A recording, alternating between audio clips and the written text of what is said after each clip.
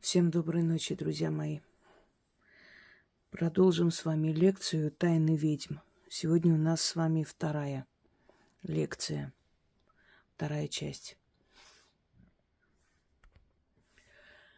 У кого-то возникнет вопрос,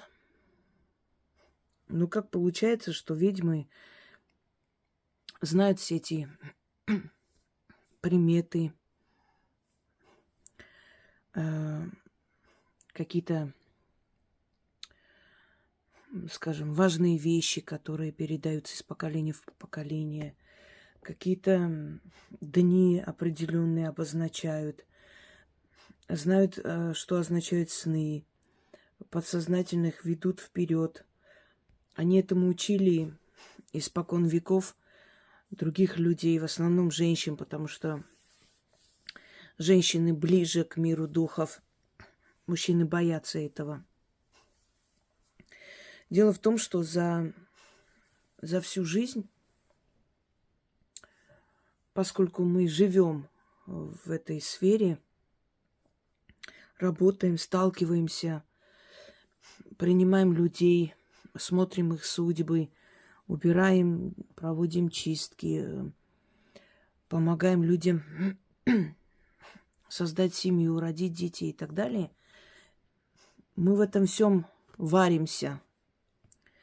И это становится частью нашей жизни, нашей личности. Тут даже не нужно запоминать. Это происходит автоматически. Вот как женщина родила ребенка, сначала неопытна, боится даже трогать, боится сломать что-нибудь. Потом со временем учится справляться с этим ребенком. Со вторым ребенком уже намного легче. Одной рукой и ребенка держит, другой рукой протирает. Даже если этот ребенок второй, например, не ее, в моем случае у меня один сын, вторым ребенком для меня была дочь моей сестры, которую люблю так же, как и моего ребенка, и не отделяю. И я вот одной рукой ее держала в детстве, другой рукой чистила, протирала, подметала и так далее.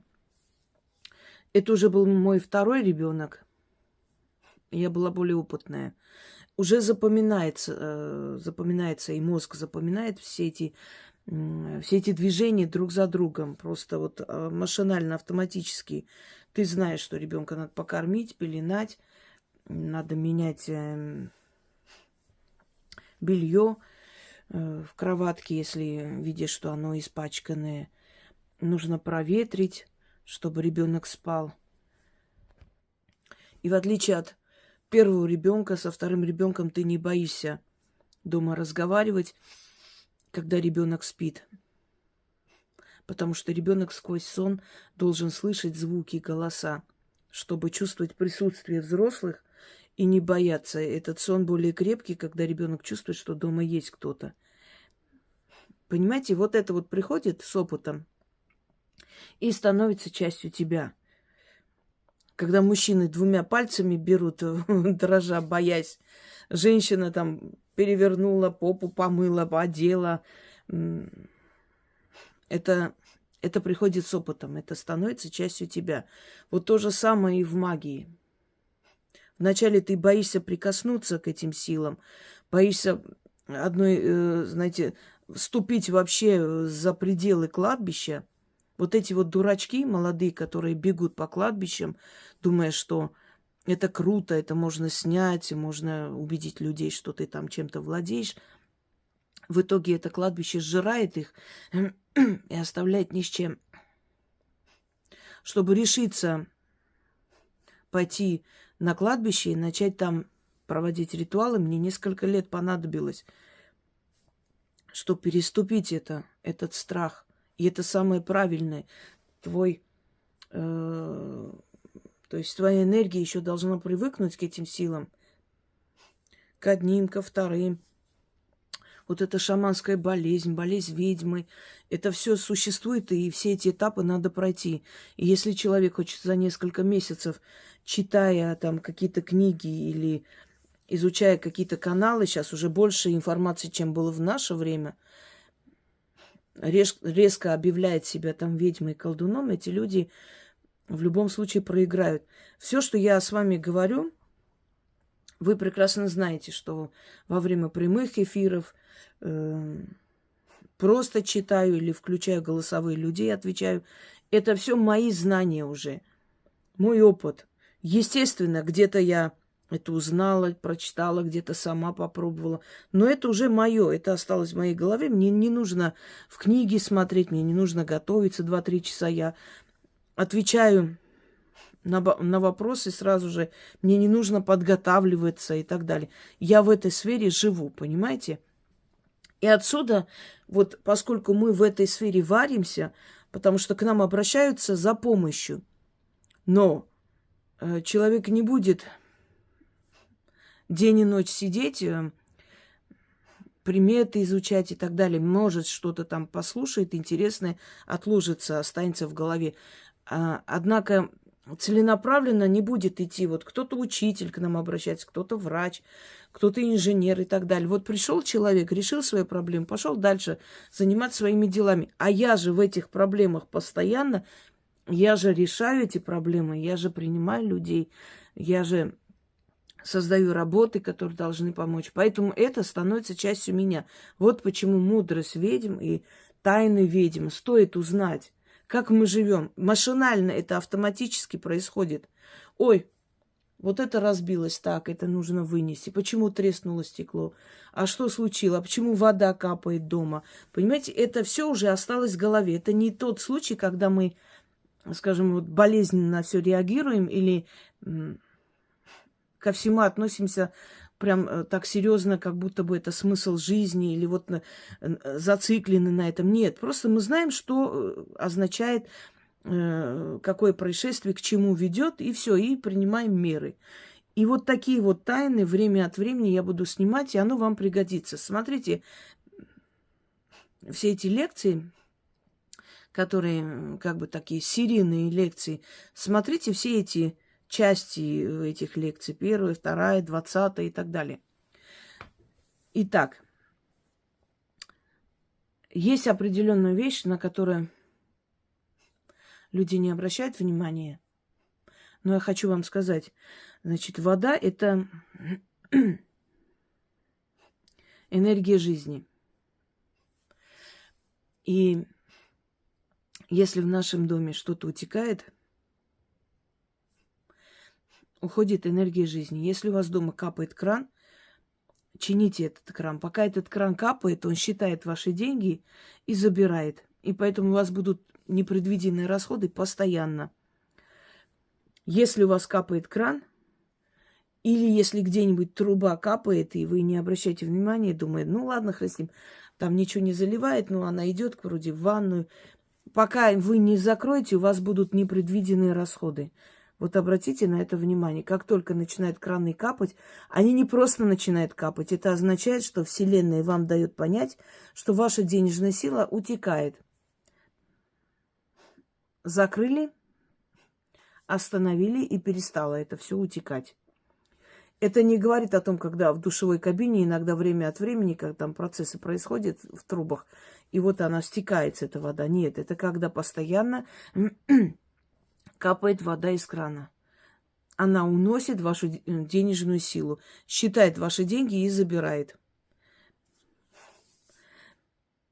Если ваши цветы начали внезапно высыхать, умирать, если ваши домашние питомцы начали внезапно болеть постоянно, их нужно там оперировать, еще что-то, лечить все время.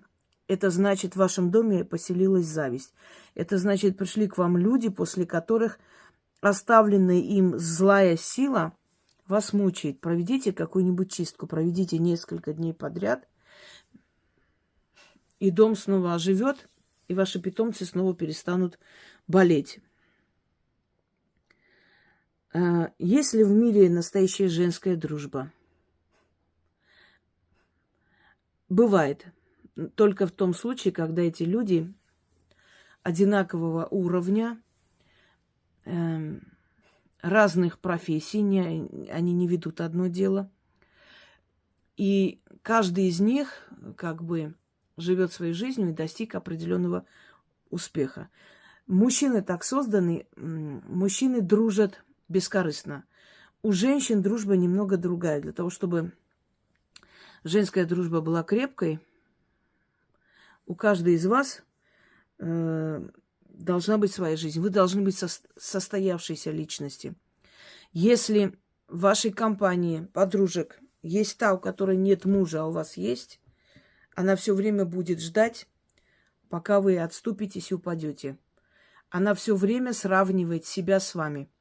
И она все время будет радоваться вашим, вашим трудностям. Если у нее был неудачный брак, она все время будет чувствовать себя ущербной. И если вы начнете говорить о своем муже, жаловаться, она может вас утешить, сказать: ну, ты знаешь, ну, твой муж тоже неплохой парень, может, вы поговорите, договоритесь, все-таки у вас любовь, семья. Она это скажет, но в душе будет радоваться, что у кого-то тоже плохо, что она на фоне вас не выглядит белой вороной, что она не выглядит плохой, не выглядит ущербной, у вас тоже есть проблемы. Ну, вот и хорошо. Женщины всегда соперницы. Мать с дочерью соперницы. Сноха со свекровью соперницы. Сноха со свекром очень замечательные отношения, потому что это разный пол. Мужчина и женщина. Мужчине незачем женщине завидовать. Он не хочет, чтобы у нее была такая же, то есть у него была такая же грудь упругая, красивая и ресницы длинные. И женщина не хочет, чтобы у нее были бицепсы, как у него. Поэтому у них нету предмета зависти, ни физиологической, ни иной. Они друг друга могут захотеть, они могут друг друга полюбить. Но завидовать они друг другу навряд ли будут. А вот женщине да, потому что женщина смотрит на молодость другой женщины, завидует. Она видит, что эту женщину в семье любят, а ее нет, завидует. И это происходит непроизвольно, подсознательно. Я не говорю, что женщины развивают эту зависть. Они могут себя привести в чувство, одернуть, но изначально чувство зависти обязательно появится. У той фигура красивая, у тебя уже нет, внутренняя боль появляется. Почему? Я тоже так хотела бы. Вот это из-за него, я не могу собой заниматься, и начинается вот это вот. Поэтому, когда много подружек, вы не думайте, что у вас есть друзья. Вот это подружайки. Понимаете, неинтеллигентное общение там в кругу одинаковых людей, нет. А вот эти подружайки, мы с вами не раз слышали и читали, и знаем истории, когда жены олигархов окружают себя подружками по всяким барам, кафе, ресторанам и прочее, прочее, когда умирают в одиночестве и в бедности, когда муж выгоняет и все забирает себе обратно, да. Когда они умирают, никого из этих подружек нет рядом. Она отступилась и упала, и все порадовались этому. Понимаете? Вот поэтому у кого много друзей, у того нет друга. Слыхали это? Не помню, кто сказал, Сократ, по-моему, или Аристотель. Но это правда. Так что не надейтесь на такую дружбу. Подружечки, подружайки пошли, потусовались. Очень часто эти подруги разрушают семью. И не просто так ваши мужья ревнуют к ним или не хотят пускать. Они видели их недвусмысленные взгляды в их сторону. Они знают прекрасно, что даже если они предложат что-либо вашим этим подружкам, те не откажутся и с радостью уведут этого мужа из вашей семьи. И так не раз бывало. Поэтому вот вы когда ругаетесь с мужем или когда говорите, жалуетесь на мужа, бывает, конечно, искренняя, истинная дружба, но это очень редко, просто очень редко, особенно в наш век. Вы посмотрите на лицо своей подружки, вы заметите тень довольную тень. Она будет с вами, она будет до конца, она будет настаивать, чтобы вы расстались, она даже с готовностью пойдет с вами с утра там в ЗАГС, подаст заявление вместе с вами. Такой случай, как ты читала в интернете. Женщина купила туфли новомодные какие-то, Но подружка так, значит, уговорила ее и отговорила и сказала, что эти туфли ужасно выглядят, ей не подходят. Что она пришла, отдала обратно. Причем в присутствии подруги. И когда женщина, эта продавщица, предложила обменять, может, другие возьмем, та сказала, что им ничего не надо, деньги верните, и все. Вот деньги вернули, схватила, значит, подруга ее за руку и вывела оттуда. И через пару часов она приходит и покупает эти туфли сама. Понимаете? Ну, типа того, может быть, не обязательно тот же самый размер. Ну, вот эти туфли она берет себе. А ее отговорила. Потому дружите, не особо раскрывайте сердце, не особо говорите о своих проблемах, если вы не уверены до конца в этом человеке. Потому что они, женщины, всегда сравнивают себя друг с другом. Все эти инстаграмы, все эти фейсбуки, все эти иные там какие-то там, где семейная жизнь показывается и так далее. Ведь мы часто потом встречаем, что там эту блогершу муж убил, ту там задушил, еще что-нибудь. А если посмотреть их каналы, ой, любовь, там катаются на яхте. Так все замечательно, хорошо. Почему? Они пытаются себя убедить и вас убедить, чтобы позавидовали, что у меня все хорошо. Соревнуется, у кого лучше фигура, соревнуется, у кого лучше муж, у кого бриллианты, значит, дороже и так далее, у кого машину, кому что подарили, какие духи, какие сумки и прочая ерунда.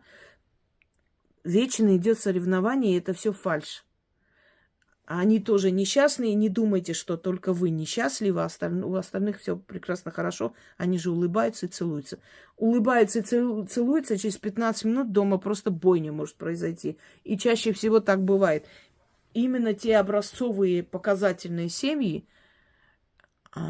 которые показывают любовь и лад в семье, они первые попадают на первые страницы газет о смертоубийствах. Дальше. Почему нельзя ссориться во время похорон? Даже если очень хочется кого-то поставить на место, постарайтесь этого не делать. Потому что душа покойного еще не отошла в мир иной и может вас наказать за то, что вы не дали спокойно уйти, нарушили эту традицию, нарушили этот момент скорбной энергии, которую душа должна собрать и уйти, вы нарушили. Поэтому на похоронах ссориться, громко говорить, смеяться, если там вдруг что-то там смешное вам показалось, не знаю что. Это все очень чревато. Вы можете оттуда уйти с подселенцами. Не забывайте, что там ходят, то есть там духи тех, кто пришел за этой новой душой. Там проводники, там очень много приходят сущностей, которые могут разозлиться и обидеться. И тогда вы получите нехорошие. После этих похорон у вас могут начаться проблемы. Нельзя ссориться также и в праздники. В большие праздники или когда вы собираетесь в праздники. Часто бывает, что на Новый год люди ссорятся, не успели там накрыть стол или что там не то сделали, не те бананы купил муж и так далее. Или там курица, значит, пережарилась и прочее. И вот из-за этого начинается ссора. Все эти праздники, они обладают определенной энергией. Ведь если они празднуются сотни лет, они вбирают в себя эту космическую энергию. Они уже насыщенной энергией. В это время открываются двери, порталы, потому что каждый раз в это время люди собираются, отдают энергию. Вот эти песни, пляски, это не что иное, как отдать жертву, отдать энергию свою. Все эти там тосты, все эти радости, это все было сделано в честь богов, делиться с ними энергией. Это потом мы стали это называть весельем. Изначально это все ритуальная магия. Танцы, песни, пляски и прочее, это все ритуалы были перед богами. Отдавая определенную энергию, показывая им свою почитание и какую-то жертву, то есть отдавая живой жертвой своей энергии, своей жизненной силой, люди получали оттуда благословение. Потом это стало праздником. Потом все забыли, откуда это пришло, корни с какого времени начались. Поэтому уже мы считаем это весельем. На самом деле это дни, когда почитали богов. И поэтому эти дни насыщаются энергией. Даже те праздники, которые не испокон веков, например, 9 мая, это 45-го года начали праздновать, да, то есть 80 с чем-то лет уже, сейчас не помню точно. Значит, это не испокон веков было, но за столько десятков лет этот праздник уже наполнился этой силой. И в этот день открываются порталы, открываются двери. Ну, порталы есть двери. Ворота называется портал, портолус. И открываются эти ворота. И если вы в этот день отдадите отрицательную энергию, а именно ругань, то весь ваш год будет испорчен. Всякими мелочью всякой там и прочее. Постарайтесь этого не делать. Далее. Друзья мои, наш возраст – иллюзия. Нам внушили этот возраст. В мироздании, в пространстве нет понятия времени. Нету понятия времени. Если от сих до сих тебе вот сказали, вот тебе 45 лет, а тебе 50, а тебе 20 лет, это не говорит, что тот, которому 20 лет, не может выглядеть старше, чем тот, которому 45. И это не только зависит от физиологических факторов, это зависит от внутреннего содержания, от души, от той сущности, которую тебе дали при рождении. Человеку может быть 15 лет, а у него мудрость больше, чем у его родителей. Наставляет своих родителей, там, не дает пить, смотрит за младшими братьями, сестрами. Все держится на нем. Он как взрослый, он взял на себя ответственность не только потому, что некуда было деваться и нужно было выжить, а еще потому, что сущность у него такая. Так что время – это иллюзия. Как только мы зацикливаемся на этом времени и на возрасте, мы начинаем стареть. Если мы не принимаем свой возраст, нас всегда загоняют в рамки с малых лет. Вы замечали? Стыдно, тебе уже столько лет, и это уже тебе не полагать. Я не говорю, что бабушки, которые ходят в мини-юбке, очень симпатичные, или там декольте открывают, когда там показывать нечего. Я не об этом веду речь. Я говорю, что не ограничивайте себя, потому что кто-то вам скажет, 50 лет учиться чему-то, да это смешно вообще, ты свой возраст, ты свой паспорт видела, сколько тебе уже пора угомониться, успокоиться, и как только вы говорите, я уже старая, я хочу просто для себя жить, ничего не делать, я хочу покоя, с меня хватит работать, ваша жизнь останавливается. Вот в это время вы начинаете болеть, жизнь начинает рушиться. Пока вы существуете, пока вы есть, никогда не поздно что-либо начинать. Люди начинают в 80 лет писать картины, понимаете? И становятся мировыми известными художниками. Люди начинают писать книги в 50 лет. И их книги становятся мировым бестселлером. Никогда не поздно чему-то учиться. Возраст – это ограничение, иллюзия. Не существует этого возраста. Если ты чувствуешь себя на 20 лет, тебе 20 лет, даже если в паспорте написано 80. Абсолютно не сравнивайте тело и душу. Душа совершенно другая. Это тело стареет, а душа какая есть, так каждый останавливается в определенном возрасте, а дальше просто идет старение тела, но не души. Если ты себя не принимаешь старым, ты не будешь старой. Никогда. Далее. Есть определенные слова-ловушки. Как дела? Бывало и получше. Что у тебя там случилось? Да, лишь бы еще хуже не стало. Станет. Потому что ты говоришь эти слова, а темные духи, которые рядом, спохватили эти слова и пошли исполнять. Слова ловушки. Ну, я честное слово говорю, но я обещаю, не обещайте никогда. Или обещайте, если говорите, я постараюсь, я все сделаю, что получилось. Не говорите напрямую, клянусь, обещаю, даю гарантии.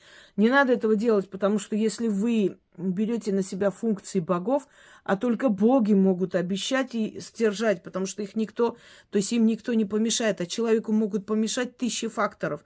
Ты можешь упасть, ногу сломать. У тебя ребенок может так заболеть, что ты плюнешь на все обещания и никуда не поедешь, чтобы спасти его. Не обещайте. Говорите таким образом. Постараюсь сделать. Я очень постараюсь, попытаюсь, сделаю все возможное, все, что смогу. Не обещаю, но постараюсь. Это самое правильное обещание.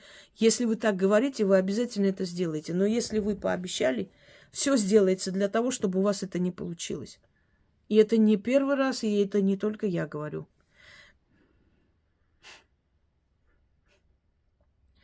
Никогда не старайтесь быть похожи на кого-либо.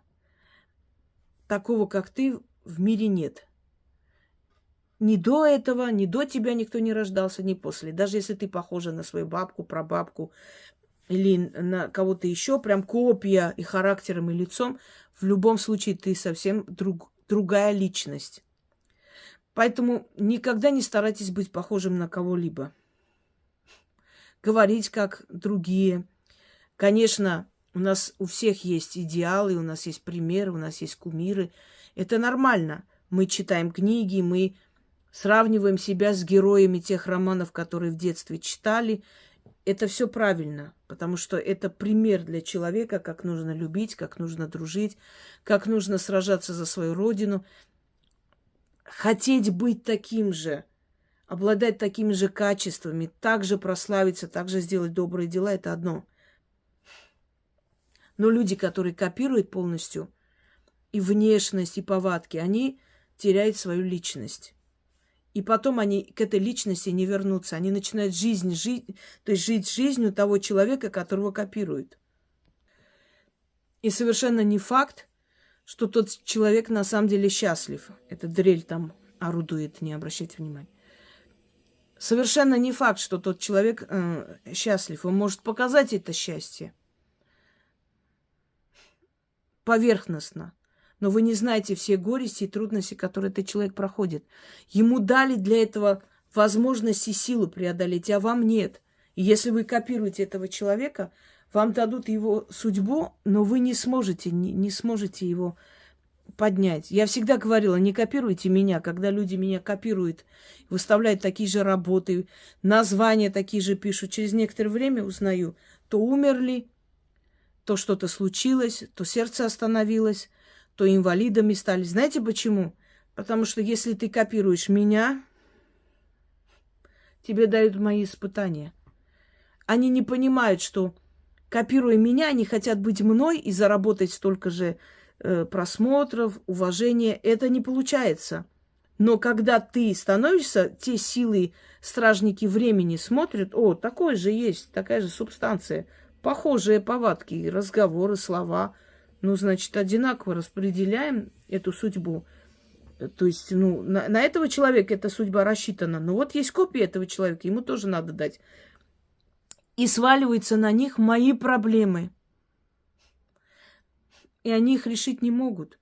Они начинают сходить с ума. К ним приходят такие же силы, каких я вижу. Такие же сны, какие мне снятся. Но они с этим не могут справиться, потому что они не я. И вот через некоторое время их не становится. Не копируйте людей. Никогда. Вот увидели платье такое, ой, я такое же хочу. Остановите себя. Даже если это платье вам подойдет и фигура похожая, лучше этого не делать. Если вы нейтрально взяли или в рекламе увидели, это одно. Но если вы знаете этого человека, пойдете, возьмете, вы скопируете этого человека, и тут же определенное количество его проблем обрушится на вашу голову. Никогда этого не делайте. Далее. Когда вы боитесь потерять мужчину или женщину, или друга, неважно кого, Происходит следующее. Ты любишь человека безумно и очень боишься его терять. За ним следишь, смотришь, пытаешься ему понравиться, делаешь все, чтобы быть идеальной, делаешь все, чтобы он не обиделся, не ушел. Происходит следующее. Утекает вся твоя энергия к этому человеку. Ты его любишь, опустошаешься, отдаешь свою жизнь, свою молодость. Он становится холеным, он становится весь из себя и перестает тебя любить, потому что он забирает твою энергию, и эта энергия блокирует в нем эту любовь к тебе. Ты полностью перекачала свою энергию, вот как паук высасывает муху и оставляет вот эту вот сухую оболочку. У тебя происходит то же самое. Ты растворяешься в этом человеке, а потом он смотрит на тебя, на старую, уставшую, на обессиленную женщину и говорит: а что я такой красавец-мужик делаю с этой бабкой? Пойду-ка я найду себе молодую. У меня столько сил, у меня тестостерон, у меня там сексуальность выше крыши. Я молода. Нахрен она вот этот чайник с золотыми зубами мне нужна? Ушел. И что получается? И начинают писать мне женщины за 50 лет, ближе к 60 лет. Всю жизнь воспитывала детей, работала, все делала, все на него переписывала, все права ему в руки отдала. А сейчас я никто, звать никак. Он меня выкинул на улицу, карьеру я не построила, нигде я не училась, своих денег у меня нету. Что мне делать? Ты растворилась в этом человеке, ты отдала полностью все ему. Ты боялась его потерять и была готова на все. Наполнила эти паруса этого корабля ветром. Корабль ушел и забыл про тебя. Поэтому никогда не бойся никого терять. Если это твой человек, он не потеряется. Если это твой, конечно, нужно за собой ухаживать. Естественно, нужно быть приятной женщиной. Не надо ходить и вонять. Это понятное дело. Но это ты для себя делай, а не для него. Будь приятной, будь интересной, начитанной, работай, старайся, приобретай себе профессии, потому что мужья тоже не вечны. Даже самые лучшие мужья, даже с ними мы не имеем права себя вести слабо и позволить себя быть слабым. Может так притвориться слабой, можем, потому что мужчина – это игрок, а женщина – зритель этого мужчины. Даже оргазм женщины симулирует ради того, чтобы мужу было приятно. Это другой вопрос. Подыгрывают ему, чтобы он, ого, какой супер-бизон. Хотя там так себе. Но, чтобы он не чувствовал, чтобы он чувствовал себя мужиком, женщина на это идет. Это одно.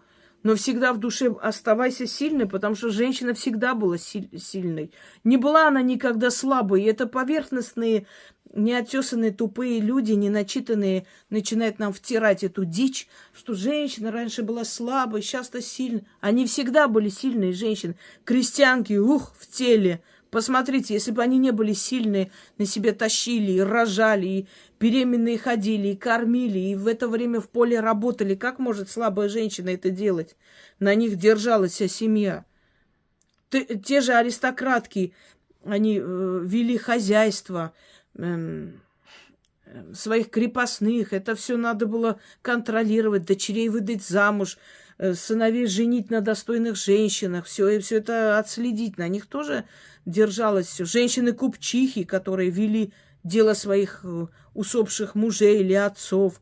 Понимаете, женщина всегда была сильной. А еще более древние времена она сражалась наравне со своим возлюбленным мужем, отцом, сражалась, потому что некуда было деваться. Мужчины уходили в поход, крепость, хозяйство, города. Оставались женщинам. Женщины правили. Княгиня оставалась, управляла. Бояриня управляла. Крестьянки оставались без мужей, потому что они воевали по 20-30 лет. Управляли всем. Когда женщина была слабой? Это иллюзия, это смешно. Мы одинаковые. Мы одинаково имеем право и обязаны защищать свою родину, свою семью, своих детей. И поэтому всегда помните о том, что даже если твой муж золотой, прекрасный парень, а мало ли что, люди в аварию попадают, люди умирают. Но смерть, она создана для нас, а мы для смерти. Давайте не будем как ханжи. Ой, не надо об этом, не дай бог, ну что вы, ну неважно. Никто не говорит, что об этом надо день и ночь думать. Но мы знаем много примеров, когда муж умер, и все развалилось, потому что она кроме салонов и кроме парикмахерских больше никуда не ходила. Она понятия не имеет, как управлять. Дети безбедно жили, по морям ездили. Он работал, все создавал и давал им замечательную жизнь. Но когда его не стало, они все просрали, потому что не знали, как этим всем управлять. Сразу пришли добрые дяденьки, которые предложили это продать, пока не поздно, потому что вы не справитесь. И все. Вот поэтому в древние времена в Закавказье сначала эта практика была у армянских царей, потом у грузинских царей. Царевич, наследник престола, когда рождался, как только он переставал питаться молоком матери или кормилицы, его отдавали в крестьянскую семью. И он не знал до совершеннолетия, что он царский сын. Он наравне с этими детьми жил, наравне его наказывали, наравне работал. И вот когда он становился совершеннолетним, приходили, забирали его во дворец и объявляли его царевичем. Но он знал все нужды крестьян. Он знал свой народ наизусть просто, замечательно. И вот когда он становился правителем, он понимал, что надо делать для своего народа. Мудро? Мудро. Потому что человек себе не принадлежал. Кто-то скажет, вот, отрывает у матери. Никто уже не спрашивает. Если ты часть правящей династии, ты должна понимать, что у тебя своей личной жизни не будет. Ты принадлежишь этому народу, которым управляешь. У тебя нет выбора. А плата за все это как бы избранность, это богатая жизнь, безбедная жизнь. Это оставить свой след в истории, в летописи. А плата вот такая, что у тебя нет своей жизни, ты служишь государству, и ради государства, и во имя интересов государства ты обязан своего сына дать в крестьянскую семью, чтобы он вырос достойным царевичем. Вот о чем речь. Так что навыки и сила, она нужна во все времена, во все века. Уважаемые, в основном дорогие женщины, не бойтесь кого-либо потерять. Если это ваш человек, он никуда не денется. И ради этого не стоит раствориться в его личности, и ради этого не стоит все делать ради него и забыть о себе, чтобы потом, когда он либо вас кинет, либо что-то с ним случится, не остаться на произвол судьбы, не остаться просто на обочине, на перекрестке дорог и не надеяться на помощь других, чтобы уметь управлять, знать и не бояться ничего, не бояться будущего, потому что если вы мать, то на ваших плечах вот все будущее вашего рода. Далее. Почему ведьмам нельзя делать порчу? Ну, невозможно. Вот смотрите. Молитва на время отгоняет эти злые силы. Потому что это обращение к другому божеству. Неважно, вы буддийскую молитву читайте, индуистскую молитву, христианскую, исламскую, неважно. Молитва, она может изгонять, на время напугать, потому что обладает определенной силой, поскольку миллионы, миллиарды людей в этой энергетическом, в этом коконе, они находятся вместе, привязаны своей религией, этой верой. И поэтому молитва, безусловно, какой-то силой обладает, тем более, что нечисть, она... То есть есть такой внегласный закон во Вселенной. Обращение к любому божеству помогает отогнать эту нечисть хотя бы вот в этот момент, спастись. Но через некоторое время, когда они набирают силу, они возвращаются туда же, откуда их выгнали. То есть это неэффективно. А вот к ведьмам, когда эти силы приходят, они ее боятся. Поэтому... Когда вы отправляете силы эти темные или начитываете на ведьм, думайте миллион раз. Почему? Потому что ведьма этими силами питается. она их съедает, она забирает их энергию. И если эти силы приходят в ее жизнь, она просто чувствует, что что-то делают на нее, она просто, вот ее энергия начинает питаться этими силами. И обессиленные, озлобленные эти духи, убегая от нее, возвращаются к тому, кто отправил. И расправляется с ним. Ей даже не надо себя чистить. Ей даже не надо ничего. Чистить, вот чистка это чисто, наверное, чтобы вот так поверхностно снять какие-то вот, какую-то усталость, вот этот слой чужих судеб. Надо убирать. Это как купаться. Но вот чтобы вот прям вот боялись до такой степени ведьмы, чтобы вот себя там спасти, нет, им это не надо. Чем старше они становятся, чем опытнее они, то есть становятся, тем меньше шансов у кого-либо как-либо им навредить. Однако эти силы, они приходят и питают своей энергией ведьму. Потому что мы как цветы, как растения, понимаете? Мы берем вот этот углекислый газ и обрабатываем кислород. Если люди от этой энергии сплетен, ненависти, зависти, порч умирают, калечатся, теряют имущество, жизнь и прочее, ведьмы, чем больше вот этой зависти, порчи, ненависти, если она настоящая ведьма, она усиливается. Вот поэтому и сказано было, что хочешь победить ведьму, перестань о ней думать. Ну, не победишь, но, по крайней мере, скажем так, она не будет сильнее и лучше жить. Именно поэтому зависть много лет, ненависть и желание ей навредить играют обратную роль. Она усиливается еще больше. Это вот как вам объяснить, чтобы вы понимали? Вот это как волку отправлять овец в надежде на то, что эти овцы придут, перекусают этого волка, и вот волк помрет. Вы этой хищнице отдаете больше и больше и больше энергии. Понимаете? Как можно больше снабжаете. Именно поэтому ведьме, если она настоящая, если вы чувствуете, что этому человеку ничего не бывает от ваших порч, ненависти, зависти и прочее, отстаньте от этого человека.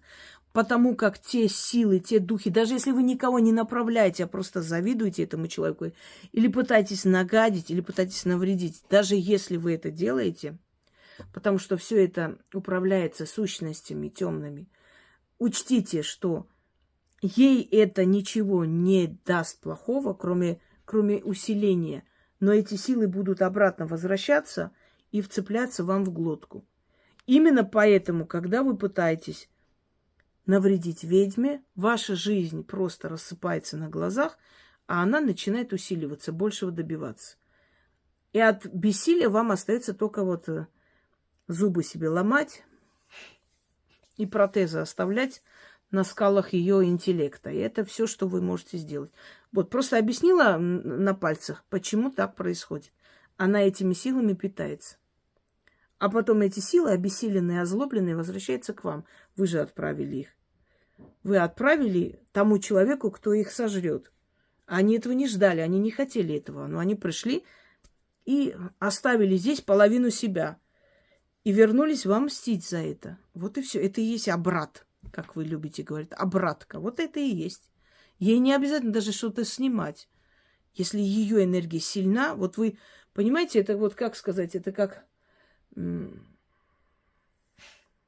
медуза бьется о скалы в надежде на то, что эта скала развалится. Но развалится она сама, потому что она из слизи практически. Вот то же самое, вы как те медузы бьетесь об эту скалу. Эта скала никак не шелохнется, но вас не станет, вы обескровите. И все люди, которые посягают на ведьм, крадут у ведьм, пытаются ее оскорбить, пытаются ее унизить, пытаются ей навредить, доносы ей строчат, все что угодно делают, они ни на сантиметр ее не отодвинут с места, но сами они обескровленные, выпитые, уничтоженные, рассыпаются. Посмотрите просто вокруг, и вы поймете, что это именно так происходит. ей это ничего не делает, вообще ничего. А вот им делает. Вот именно поэтому ведьму не берут никакие, скажем, вот эти вот действия. Это я к тому говорю, что если вы поняли, если вы ощутили силу человека, лучше этого не делать. Лучше ничего не делать. Отстаньте, идите и живите своей жизнью. Потому что хочу вам сказать, что ведьмы, невзирая на свою силу, они очень разумные люди и не мелочные, не мстят. Если от них отстали, они настолько заняты, что они даже за вами там охотиться, бегать или вспоминать не будут. Они вас отпустят, и все. Вот вы получили по морде, этого вам достаточно. Не кровожадный совершенно. Потому что сила дается разумным. Вы представьте, если бы сила давалась всяким кровожадным, мелочным, конченным, мстительным людям. Что бы происходило в этом мире? Сила дается разумным. Именно поэтому они 100 раз предупреждают, как та львица своим рыком, что не подходи, не подходи. Лучше иди мимо, обойди за 100 метров меня, уйди. Но когда человек не понимает и голову сует в логово львицы, ну, бывает, голова откушена. Потом уже, конечно, не войте. Вот она нас тронула, она нам вот это вот сказала, а у нас вот так произошло. Потому что вот этот рык несколько лет терпеливо человек вам говорил, уходите. Почему?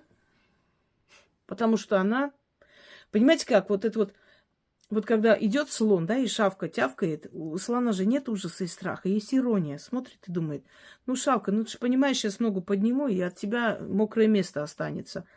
То же самое, когда человек в себе уверен, он на это все смотрит с иронией. У него уже нет злобы. Оно может быть в молодости. Злость, желание справедливости. Вот неприятно, что человек вот так подло себя ведет. Ты же понимаешь, что он не прав. Это в молодости. А потом, когда один наказывается, второй, третий, ты просто спокойно, потому что ты понимаешь, что будет с этим человеком. Поскольку ведьма никогда не нападает. Она себя защищает. У нее нет цели нападать на людей, что-то делать, что-то как-то навредить. Но нету этой цели. Она себя защищает. Вот и все. 90% ее труда это назидательный труд. Это труд во спасении. И только 10% для того, чтобы утвердить равновесие. И то не то, что там наказать или что-то плохое сделал. Нет. Равновесие поддерживать. Если человек пошел и сжег чью-то семью, и ему за это ничего не бывает, и вот осталась одна женщина, которая уехала куда-то по делам и приходит и оставит вот пепелище от дома, и вот эта тварь с наглой улыбкой ничего не докажешь, ведьма берет эту инициативу в свои руки. Недавно показали, когда дети все время играли с соседским песиком, Уголек звали этого песика, и в очередной раз с этим песиком пошли гулять и повесили на трубе и мучительно убили этого песика. И полиция никак не реагирует, и эти малолетние подонки, улыбаясь и смеясь, говорят этой женщине, а нам ничего не будет, мы несовершеннолетние. Как вы думаете, эти малолетние подонки заслужили, чтобы ведьма вмешалась в их судьбу? Заслужили, потому что должно быть вселенское равновесие. То есть имею в виду, что если даже они вмешиваются и наказывают, и какую-то жестокость проявляют, то это во спасении, во имя справедливости, а не потому, что они так хотят, вот ходят и всем порчи делают. Вот к чему. Не нападайте на таких людей, не надо. Вы проиграете в любом случае. Никогда не терпите боль. Никогда не терпите несправедливость. Высказывайте, обратно возвращайте. Когда мне люди иногда, вот не обращайте внимания, не говорите, да зачем это надо? Я вам объясню, зачем. Когда ты вбираешь это все внутрь себя, ты начинаешь болеть от несправедливости, потому что это же неправда. Тебе больно. Вот держат твою руку над огнем и говорят, терпи, делай вид, что все хорошо, не обращай внимания, а тебе больно. Я не говорю, что человек должен проявлять свою слабость или плакать. Некоторые день и ночь плачут, снимают ролики, как им нехорошо. Это тоже уже надоедает, на самом деле. кто мало видел, много плачет. Помните? Это не страдающие люди. Это люди, которым нравится, чтобы их жалели. Это совершенно иная категория. Но никто вам не сказал, чтобы вы страдания показали. Но если вам прям явно делают гадость по отношению к вам, время от времени надо сапогом по харе. И я скажу почему. Ты возвращаешь им эти слова обратно. И теперь они будут мучиться. Знаете такой анекдот, когда муж с женой лежат, у него ничего не получается, она ему: Вася, ты чего? Да я что-то нервничаю, не могу. Почему? Я просто соседу должен $1000. И не могу ночью не спать, ничего. Все время переживаю, не могу отдать. Короче, бессонница у меня, и сил нету, и желания нет. Она говорит: погоди. Стучится, значит, в стену. Вася, ты меня слышишь? Или там Петя. Он такой: слышу, а что такое? Мой муж тебе $1000 должен. Ну. Так вот, он не отдаст тебе эти деньги. Поворачивается к мужу, говорит: все, спи спокойно. И теперь он всю ночь спать не будет. Вот из этой серии. Это, может, с иронией, на самом деле. Когда вы эту несправедливость принимаете внутрь себя, никак не отвечаете, вы начинаете болеть. Они кайфуют, они съедают вас. Вы же крутите это все в голове, раскручиваете, вспоминаете, что вам сказали. И вот эти вот силы, эти лярвы питаются вашей болью, и эту всю вашу энергию отдают им. Так вот, чтобы теперь они не спали всю ночь, вам нужно это отдать обратно, вернуть эти лярвы им назад, и все. И пусть теперь они мучаются, потому что они увидели, что они тебя не смогли вывести, ты не страдаешь, ты посмеялась, выставила их в таком дурацком свете и живешь дальше. И в жизни так. Не надо никогда обращаться с тем, что: а почему вы так себя ведете? Почему вы со мной демонстративно не здороваете? А почему вот... Надо просто, знаете, как Раневская сказала, когда зашла в театр, с ней никто не говорил, бойкотировали ее. И она сказала: здравствуйте, здравствуйте. Никто не отвечает. Она говорит: ну, раз никого нету, пойду тут посру где-нибудь. То есть, раз людей тут нету, ну, значит, нету, значит, никто не увидит. Вот примерно так. Если вам человек специально так говорит, язвите, но сделайте это так, чтобы над ней смеялись. Потому что такие подлые твари, у них есть такая особенность. Они из-под тишка делают подлость. И когда ты выходишь из себя, начинают говорить: ты неадекватная. Люди, я ничего не сказала, она вот, посмотрите, как она на меня орет. Ну вот это нормально вообще. Никто ж не видел, как она себя ведет. Ее цель — выставить себя жертвой. Понимаете? Ну, например, села в такси. Если у вас с нервом непорядок, не работайте, вы как-то ведете себя неадекватно. Нормальный человек сказал, например, что с детьми не вожу. Вот вы ненормальны, вы неадекватны, вы меня оскорбляете, вы ко мне пристаете и так далее. Ну, хорошо, что видеорегистратор есть для таких существ. Но в любом случае, зачем она говорит? Она хочет его вывести. И когда у нее не получается, вы же видите, как они бесятся, как у них их трясет прям. Почему? Потому что вот это зло, которое они хотели тебе отдать, не получилось отдать. Она их жрет изнутри. И дома не молчите. Если ребенок ведет себя недостойно, посадили и сказали: так, если ты еще раз так посмеешь сделать, у тебя будет вот это наказание. Никаких айфонов, никаких там поездок, ничего не будет. Никаких карманных денег. Точка. Я не говорю, что надо третировать ребенка, но когда ребенок понимает, что эту боль, которую он причиняет тебе, ты возвращаешь назад, он сам начинает мучиться, в следующий раз он это не сделает. У него, как у собаки Павлова, вот это, знаете, инстинкт появляется, что каждый раз, когда делать тебе больно, ему самому больно. И он перестанет, это войдет в привычку, и он не будет причинять людям боль просто так, на ровном месте. Муж тебе сказал, и ты говоришь ему обратное. Ну, например, ой, что-то ты пополнела вся. А ты говоришь, а ты у нас вечно молодой, ты посмотри на себя в зеркало. Последний раз, когда ты там брился, ты как старый дед выглядишь. С тобой даже стыдно на улицу выходить. У него задница будет гореть весь день. Ну и хорошо. В следующий раз, когда он захочет такие колки и шутки в вашу сторону, он побоится, потому что он знает, что вы моментально огрызнетесь. Вы посмотрите, как поступают звери в стаях. Надоедает вот эта вот малява, на нервы действует, раз повернулся вожак и укусил. И тот с визгом убегает. Никто его не терпит.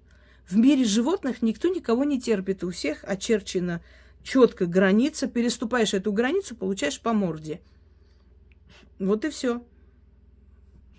Иногда стоит поучиться у живых существ. Далее.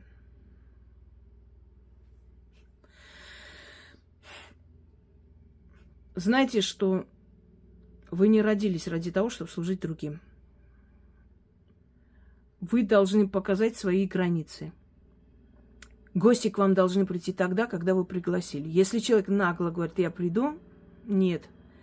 Извини, я сегодня не приму.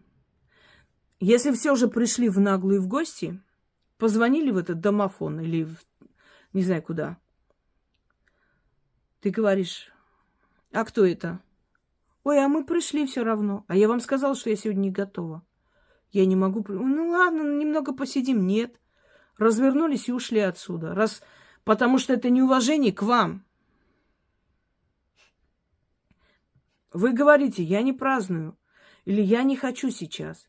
У меня не то состояние. Я плохо себя чувствую. Люди тем самым показывают. Да чихать мы хотели на твое состояние. Нам главное, чтобы мы погуляли хорошо.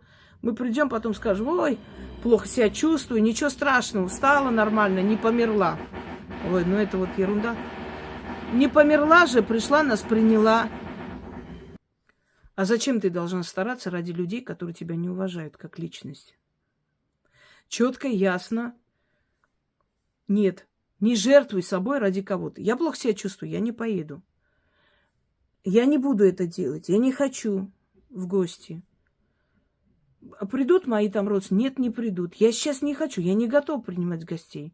Или пойдем в ресторан. Ну вот они сказали, они приедут. Ну и что приедут? Это неуважение. Всегда ставьте себя на место этих людей. Если бы вам сказали, что плохо себя чувствуют, вы бы поперлись туда? Нет. А почему они делают? Потому что они вас они не считают, что ваше мнение очень важно. Они о себе думают, они хотят хорошо провести время. А как ты потом о них подумаешь, им абсолютно наплевать.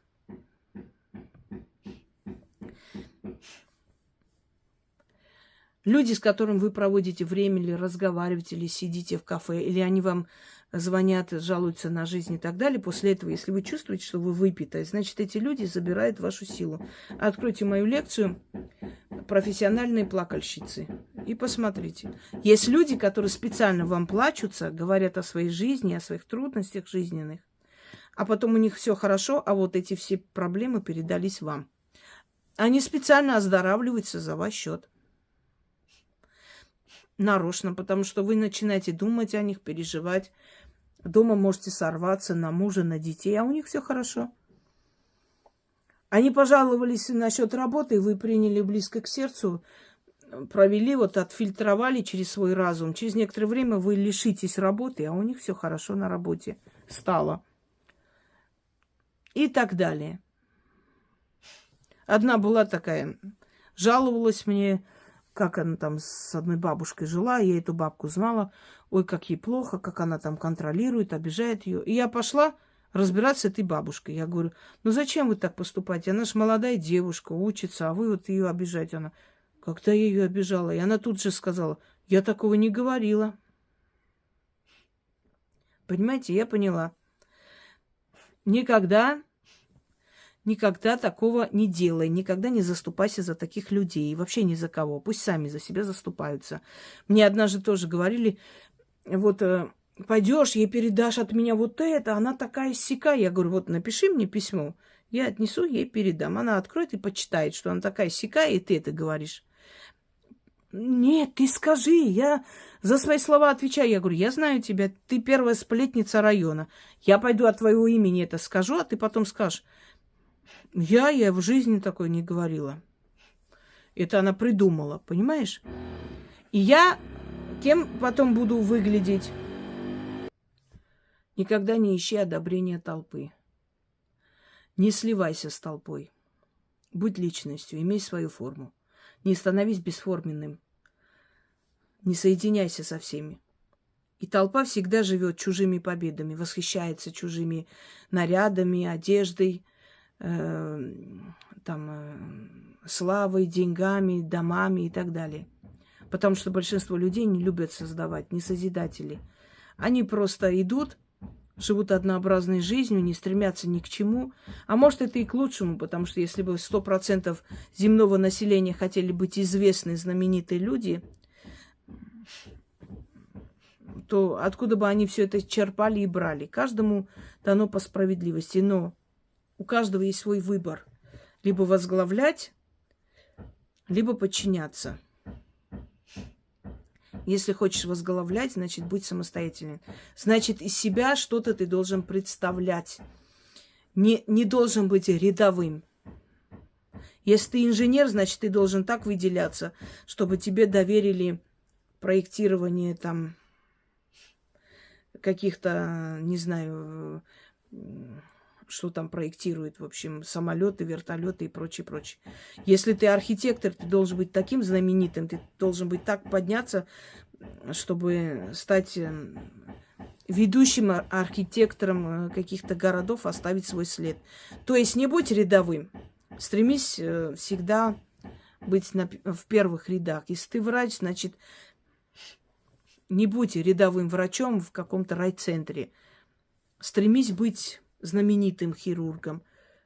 Каждому дается выбор, возможность. Остальное зависит от твоего желания. Не завидуй людям. Потому что когда ты завидуешь, ты сомневаешься в том, насколько судьба справедлива. А судьба не любит, то есть не любит, когда сомневаются в ее принятых решениях и справедливости. Не завидуй. Скажи, что раз получилось, раз силы так решили, значит, пусть тому и быть. Ты не знаешь, как это закончится и чем.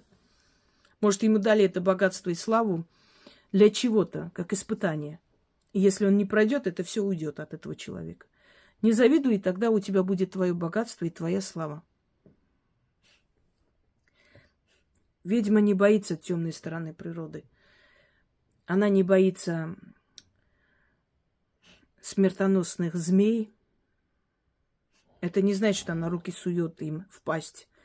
Но она не боится. Она не ахает, не охает, не падает в обморок, когда видит, как пауки съедают мух. Она не падает в истерике, когда видит, как лев охотится. Ведьма понимает природу и понимает, что природа, она бывает и беспощадной, и у природы есть и темная сторона. Просто она не ходит в розовых очках. Она видит реальный мир. Она понимает, что мучения людей, они заканчиваются смертью, а смерть – это переход, это не конец. И когда человек в плену умирает, ведьма считает, что этому человеку повезло, потому что человек освободился. Ибо если бы даже вернулся в мир людей обратно, навряд ли бы он смог после увиденного жить нормальной жизнью. Он был бы получеловеком. Иногда смерть – это освобождение и спасение. Не иногда, а всегда. Она не боится теней, она не боится могил. Она может спокойно собрать кости человека и обратно перезахоронить в склепе, который кто-то разорил. И она не будет охать и ахать. Она понимает, что она делает благое дело, и силы не накажут, если она с уважением относится к останкам человека, бывшего человека.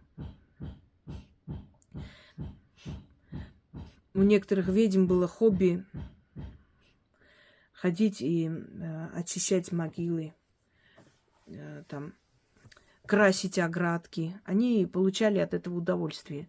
Они делали благое дело. Облагораживали, скажем, место вечного покоя человека, хотя его уже там нет. Так что ведьма не боится этого всего. Это для нее в природе вещей, это норма. Ведьма не плачет, не охает, не ахает, понимает, что нежизнеспособный ребенок ушел, освободился. Она берется помогать человеку безболезненно уйти, имеется в виду, сами понимаете, заговорами. Да, если уже время пришло, просит силы, чтобы человека забрали без боли, чтобы человек попрощался, ушел и отдохнул. И не видит она в этом ничего такого, потому что человек, который не может двигаться, он находится просто в плену своего тела. И это страшное мучение. И смерть намного лучше. И лучший выход в такой ситуации, чем эта убогая жизнь. Ведьма не боится смерти, потому что она там была уже не раз, с малых лет. Ну, практически все знает о смерти. Насколько возможно знать земному человеку, она это знает. Она уже там была не раз, и она знает, что там тоже нет того покоя, о котором сказано, но там есть другая жизнь. И это не конец. Именно поэтому ведьмы воспринимают уход своих близких и родных очень мудро и с пониманием. Чувство потери есть, потому что ты понимаешь, что ты больше не увидишь этого человека здесь. Не поговоришь, не обнимешь. Это больно. Это очень больно. Однако ты понимаешь, что это временное расставание. Вот он вышел за хлебом, и через некоторое время ты пойдешь туда же. И вы там встретитесь. Вот о чем речь. И поэтому она спокойно воспринимает. Она может в духовном плане соединиться с этими людьми, призвать их энергию, услышать их мнение, помощь получить. Для нее смерть совершенно другое. Не конец вещей. Наши души уходят во сне. Они путешествуют. И поэтому будьте осторожны. Не спите возле зеркал, чтобы ваша душа не заблудилась в зазеркалье и не осталась. Потому что это вход, это двери в иной мир, в иномирье. Кроме того, из зеркал выходят определенные духи, которые высасывают из вас энергию. Поэтому вы просыпаетесь уставшие, разбитые. Именно поэтому ведьмы дают людям заговоры, которые оберегают их во время сна. Постарайтесь подальше убрать предметы магии, когда, в комнате, где вы спите, потому что они наделены определенными духами, и вы можете во снах с этими духами встретиться. Это будет неприятная встреча. Если трескается зеркало или камень на кольце, или любой отражающий предмет, это говорит о том, что открылись двери, которые ведут вас в беду. Обязательно очистите себя. Треснутое зеркало в доме не держите, унесите или закопайте, или лицом вниз положите, оставьте откуп со словами «откупаюсь». По крайней мере, вы немного смягчите этот удар. И будьте осторожны. Если зеркало треснуло, это жизнь ваша треснула пополам. Зеркало просто так, от нечего делать, не разбивается. Это темные силы, которые оттуда выходят и выходят в ваш дом. Они открывают портал, дверь. Но духи вашего дома, вашего жилища, желая закрыть эту дорогу, бьют по стеклу, по этой двери, закрывают, и зеркало разбивается вдребезги. И тогда быть беде. И обязательно нужно отчитать себя. Трескается камень на колечке. Это значит, что ваша энергия, что в вашу сторону столько зависти, ненависти и прочее, столько опасности, что камни на ваших украшениях не выдерживают. Они либо выпадают, либо трескаются. Значит, вам нужно отчитать себя, нужно очистить, не нужно тянуть с этим.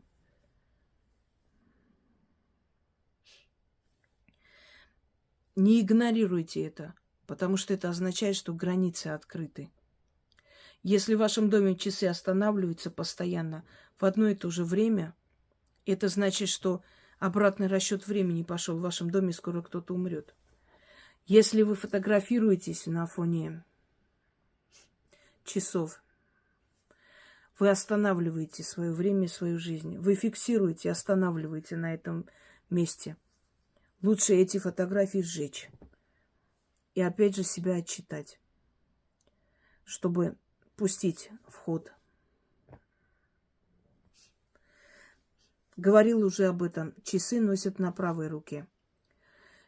Когда общество начинает давить и загонять вас в свои рамки, я носила всю жизнь часы на правой руке. У меня все получалось, все было хорошо, вовремя все успевала.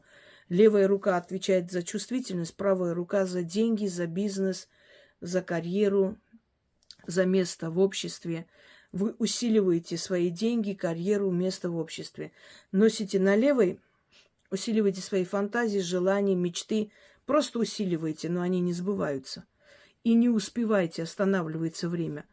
И вот дома столько раз мне говорили, что часы носятся на левой руке, на левой. И я начала под давлением общества на левой носить. И у меня все пошло не так. И вы начинаете стареть, когда вы носите часы на левой руке. Ваше время начинает очень быстро уходить не в вашу пользу. Носите часы на правой руке. Все великие мира сего, все сильные люди, все сильные личности носят часы на правой руке. Это знак бунтарства, неподчинения устоям, но в то же самое время это знак отличия. Просто носите. У меня это получалось машинально. Просто правая рука мне более удобна для жизнедеятельности. Мне было удобнее смотреть вот так, я правша, чем в левую сторону. И поэтому я все время носила на правой руке. И когда я обновила, у меня очень многое опять поменялось в лучшую сторону.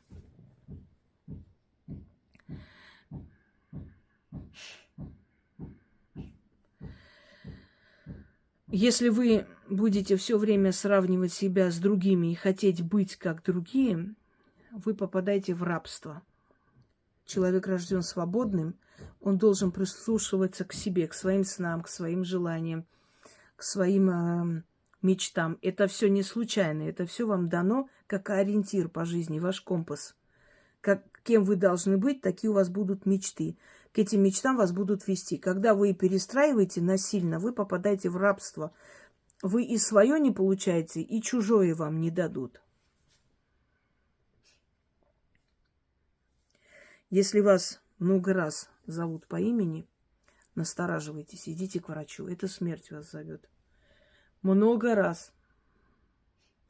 И никогда не откликайтесь. Молчите до последнего. Даже если просто за волосы дернут и опять спросят, молчите до последнего, ничего не говорите, не откликайтесь.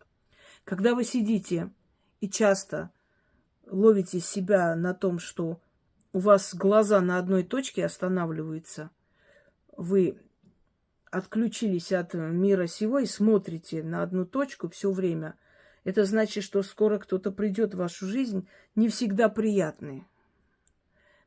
Если вы резко смотрите в пустоту и резко у вас мурашки пошли, вы дернулись, задергались резко, значит, вы посмотрели смерти в глаза. Вы не видите, а она вас видит. И когда ваши глаза встречаются, вас передергивает. Всегда проверяйте свое здоровье. Не просто так она стоит возле вас. Если часто это бывает, если вы покрываетесь гусиной кожей, значит, вас трогают темные силы. И если это часто повторяется, идите к врачу. Это все говорит о вашем ухудшении вашего здоровья. И вот та болезнь, которая внутри вас развивается, сейчас вы ее можете победить. Если вы оставите на самотек или не обратите внимания, через пару лет вы уже не сможете победить ее. Вот это первые приметы, к которым нужно прислушиваться. Голоса вас зовут, стучаться в окно, в двери, там никого нет, не открывайте. Это беда. Стучится. Вздрагивайте, глядя в пустоту. И постоянно останавливайте взгляд на какой-то точке. Это непроизвольно происходит, и если это часто повторяется, это опасно. Именно опасность смертельная. Если вам куда-то надо поехать, не езжайте в это время, отмените. Если вас позвали навстречу, не езжайте. Это не обязательно, что люди опасные. Там может быть опасность. Может, к ним ворвутся грабители и вместе с ними и вас уложат. И так далее. То есть это все происходит перед какими-то событиями. Или если человек болеет, но он об этом еще не знает. Его болезнь еще очень маленькая, и там развивается внутри. У него есть время победить. Они все собрались, пришли и ждут, стоят и ждут вашу душу. Потому что вы уже скоро уйдете. Вот они и ждут. Вот вас и дергает, вздрагиваете, они вас касаются. И если у вас это все начинается, обязательно займитесь своим здоровьем. Идите, пройдите обследование. Я это говорю, потому что очень часто люди, которые ко мне так, с этим всем обращались, я им говорила, почему это происходит. Некоторые не верили, и потом было поздно. А некоторые шли и узнавали, что у них действительно некая болезнь, которая через пару лет могла стать смертельной. Но они успели.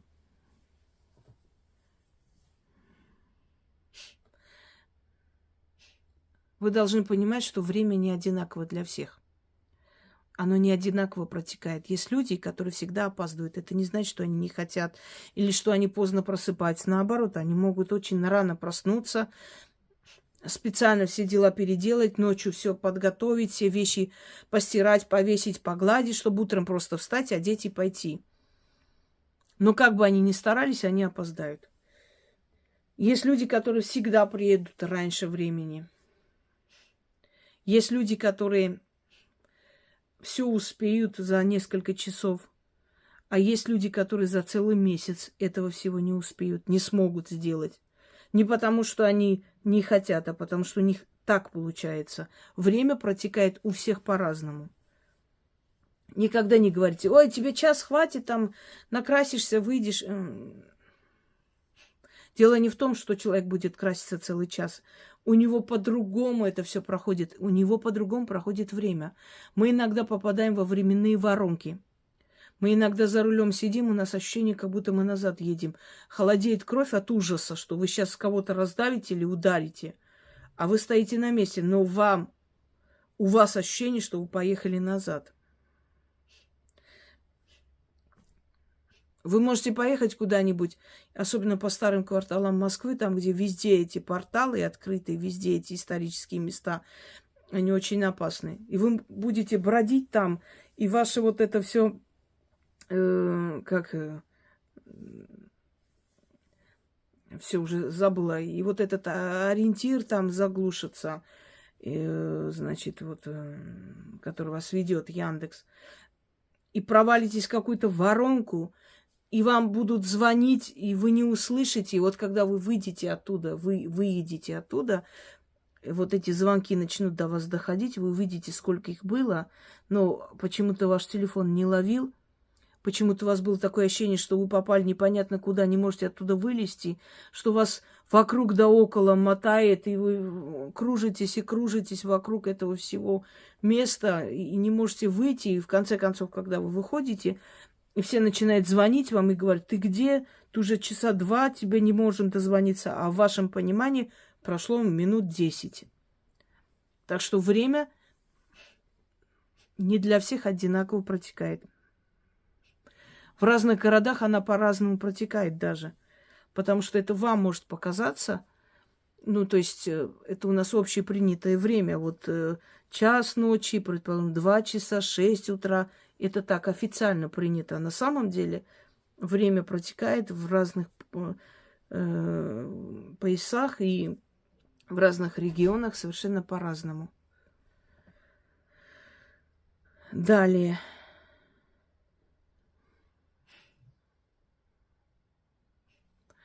Если дома кто-то бежит постоянно, если бьют в окна, если в крышу что-то бьется, то есть на крышу бьется что-то, непонятно что, но вроде нечему там. Если кто-то бегает по крыше, как будто там копытами цокают. Знаете, что какой-то портал, дверь открылась. И эта дверь не самая лучшая. И они оттуда пришли. Что-то вы сделали не так, какую-то ошибку допустили. Садитесь, подумайте, что вы могли не так сделать. На кладбище неправильно себя повели. Какую-то книгу взяли, которую вам не положено было брать домой. Какое-то украшение взяли старинное, купили. Что-то приобрели на аукционе или в этих антикварных лавках. Вы что-то взяли и открыли дверь в потусторонний мир, и оттуда в вашу жизнь вваливаются эти силы. И они уже тебя окружили, и ты уже слышишь уже по ночам шепот, ходьба. Это не есть хорошо. Или, может быть, что-то сделали. Дети иногда вызывают каких-то страшных духов, а потом долго не могут от этого избавиться. Задумайтесь, какую ошибку вы допустили, но вы открыли эту дверь, и эту дверь должны закрыть. Закрыть люди, которые обладают силой и знаниями, и вы не сможете. Но медлить не стоит, пока они вас не выпили, не забрали всю вашу жизненную силу, здоровье и все, что у вас есть. Человек не одинок. Ни один человек на этой земле не одинок. И одинок, и не одинок. Одинок для людей, но не одинок для духовного мира. За каждым человеком стоит его род. За каждым человеком стоят хранители, которые были отправлены ему при рождении и по праву. За каждым человеком стоят боги его народа, его рода, его семьи. Именно поэтому наш крик в пустоту – это совсем не в пустоту. И не случайно, когда человек плачет, рыдает, кричит его душа и просит о помощи в пространство, в эту пустоту, не случайно, что после таких криков жизнь начинает меняться, тебя услышали. Так что одиночества нет. В том понимании, в котором мы понимаем. Если ваши двери не выпускают вас из дома, если они скрипят, если замок падает, если дверь начинает шататься, это значит, что они либо предупреждают тебя, не хотят отпустить, чтобы, поскольку перед тобой опасность, бездна раскрыта.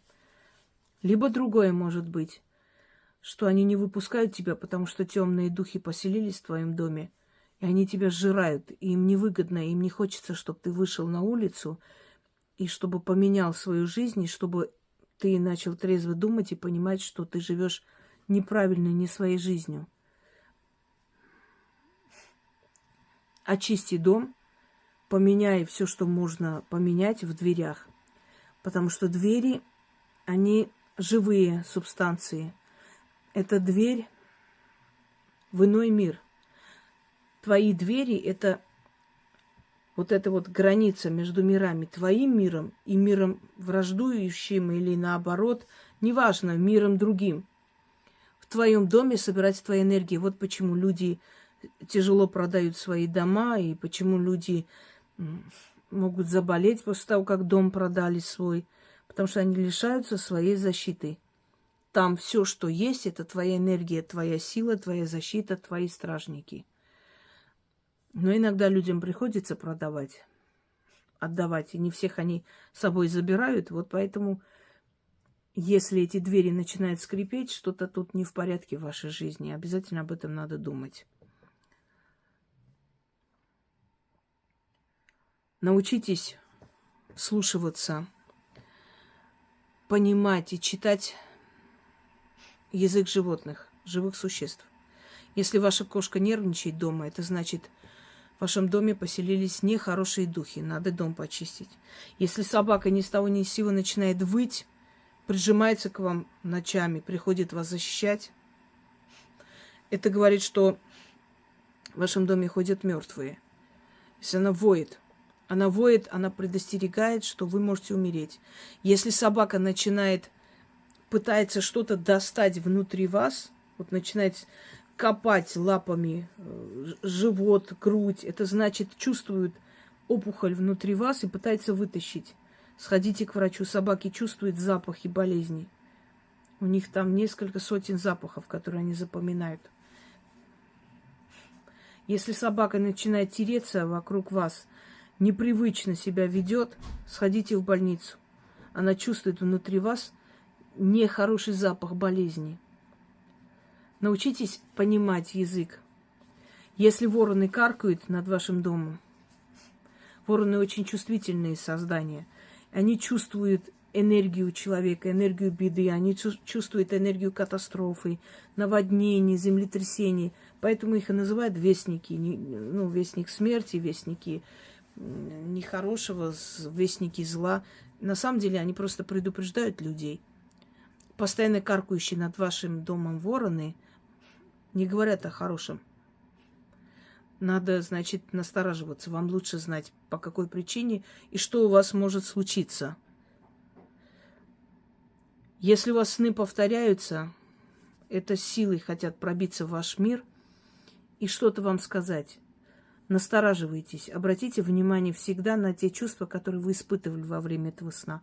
Тревога, страх и так далее говорят о плохом. Если вы не чувствовали ничего плохого, только хорошее, это и есть хорошо. Если вы во сне летаете, иногда это говорит о внезапной славе, которая у вас произойдет. А если вы чувствуете прям вот это вот ощущение полета, и вам так хорошо, это не очень хорошо. Ваша душа стремится выйти. Она знает, что она скоро выйдет и привыкает к полетам. Идите к врачу. И это тоже может говорить о том, что у вас болезнь. Болезнь, которая принесет скоро смерть. И душа радуется, что она вырвется и полетит. Вы всегда будете чужая среди своих. Не привыкайте к людям, потому что вы совершенно другой человек. Если вы сильный человек, целеустремленный, если вы хотите не того же, что и толпа, если вы по-другому думаете и так далее, вы всегда будете чужая. Не стремитесь понять их и не стремитесь, чтобы они вас понимали. Вы никогда друг друга не поймете, вы по-разному созданы. Это все равно, как кошка будет стремиться, чтобы собаки ее поняли, почему она себя облизывает, почему она мышей ловит, а собака будет пытаться, чтобы кошки поняли, почему она стережет дом. Это невозможно, у каждого своя функция.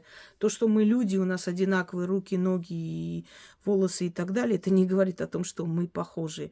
У нас у всех разная сущность. В ком-то сидит бес, в ком-то сидит демоническая сущность, в ком-то сидит природный дух. Поэтому человек любит природу и стремится. Мы все родились в телах и пришли сюда. Но души у нас совершенно разные. Далее. Если каждый ваш день одинаков, вот вы слышали когда-нибудь, что морочат духи, человек идет в лес и начинает ходить по кругу, не понимая, куда он идет, пока его не разбудят, пока его не окликнут, пока его не найдут. Вот то же самое происходит и у человека. Вот это адское колесо, когда человек идет по кругу. Каждый его день похож на день, который уже был. Он опустошается. Внутри него умирает жизнь. И если он ничего не делает, чтобы поменять этот заколдованный круг, он начинает рано стареть, начинает, то есть его жизнь идет не по хорошему сценарию. Как разорвать этот круг? Когда-нибудь, просыпаясь утром, не делайте привычные вещи, бросьте все и уедьте куда-нибудь. Просто вот примите решение очень быстро. Куда-то уезжайте на пару часов в то место, где вы никогда не были. Сделайте для себя непривычную вещь. Вы разорвете этот круг, вернетесь, и долгое время у вас будет совершенно другая жизнь. Потом опять, как начинает, один день похоже на другой, один день похож. Функции понимаю и работа. В любом случае, одинаковые дни, вы опять заходите в этот заколдованный круг, и останавливается ваше время и ваша жизнь. Бросайте все, уезжайте куда-нибудь. Вот вы проснулись и решили, так, все к черту, я сегодня ничего не буду делать. Я еду в зоопарк. Вы не были в этом зоопарке 100 лет, но вы решили и пошли. Это обязательно разорвет этот круг. Или я еду какую-нибудь выставку котов. Или в лес пойду сегодня гулять, хотя вы в лес особо не любите. Сделайте то, что для вас непривычно, и разорвите этот круг, чтобы по новой перезапустить эту программу, чтобы в жизнь пришли новые люди, новые возможности и так далее. Вы раньше когда-нибудь слышали, когда дома что-нибудь падает, разбивается? Бабушки говорили, злой глаз лопнул. Так вот, когда в вашем доме падают предметы, разбиваются, тарелки трескаются, чашки разбиваются, предположим, и так далее. Это ваш дом освобождается от злой энергии. Не бойтесь этого. Воспринимайте это спокойно. Ничего страшного в этом нет. Это наоборот. Дом высвобождается от злой энергии. Вздыхает, наконец-то, спокойно. Когда у вас падает ложка, это придет обязательно человек не с очень хорошей вестью. И чтобы это пересечь, точнее пресечь, ну и пересечь тоже их, пройти вдоль него, постучите этой ложкой, постучите по столу 3 раза и говорите: приди с добром. Либо человек не придет, либо придет с добром. Если падает вилка, это мужчина. Придет с вами разговаривать на серьезную тему. Или вы пойдете разговаривать. Если нож упал, дома будет ссоры. И так далее. Так вот, высвобождается злая энергия, и дом успокаивается. Вздыхает дом свободно. Треснутые эти все предметы вынесите, выкиньте. И знайте, что ваш дом все эти темные силы и энергии собрал и уничтожил вместе с этим предметом. Разбил.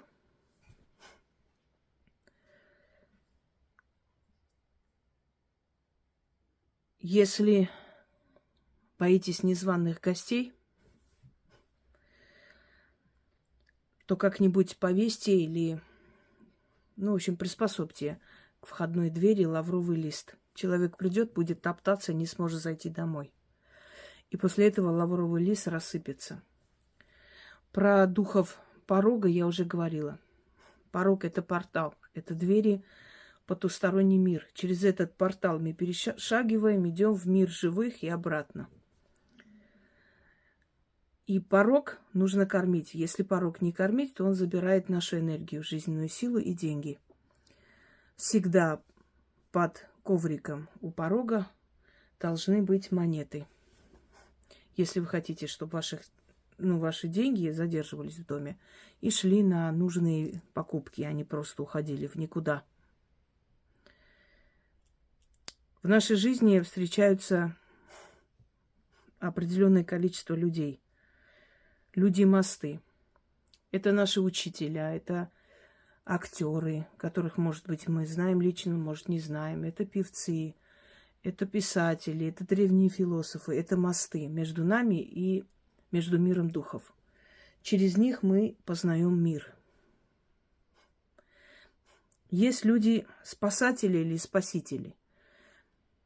Это люди, которые приходят к нам в нашу жизнь в трудную минуту. И когда их миссия выполнена, они уходят. Мы либо перестаем общаться, либо они куда-то уезжают. В общем, заканчивается наше общение, потому что целью нашей встречи от Вселенной было только то, чтобы эти люди пришли к нам и помогли в каком-то определенном вопросе. Дальше они не нужны нам. Люди-учителя. Это совсем не те, кто учат вас добру или созидательности. Это люди, которые вам причиняют боль, и тем самым учат вас быть мудрее, сильнее, хитрее и прочее. И мы это должны принимать с благодарностью. Понимать, что эти люди не просто так пришли, они нас сделали сильнее. Люди-ориентиры. Это люди, которых мы лично знаем, которых мы можем не знать лично. Но это люди, которые пробились, то есть пробили себе дорогу, добились чего-то. И мы вот ориентируемся по их свету и идем за ними. Эти люди могли жить много тысяч лет назад до нас, но мы по их примеру идем по этой жизни. И люди из твоего прайда. В конце концов, ты приходишь к тем людям, которые твои единомышленники, которые мыслят одинаково, у которых такая же цель, которые также свободолюбивы и так далее. И у тебя появляется свой прайд. Это не значит, что ты дружишь со всеми. Нет, это значит, что к тебе просто в жизнь приходят или с тобой начинает работать, или судьба отправляет людей твоего прайда, твоего уровня. И ты попадаешь уже в ту сферу, пройдя через этих всех людей, туда, где люди, которые тебя понимают, потому что вы очень похожие. И есть еще люди-преграды.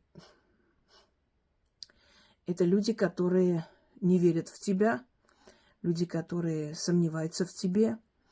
Ты не обязана доказывать этим людям что-либо, но хорошо, что они есть, потому что когда ты перешагнешь через все это, добьешься многого и посмотришь на их неподдельную реакцию, ты поймешь, что эта преграда тоже преодолима тобой, и что это тоже не препятствие для того, чтобы подняться в этом мире и создать свое.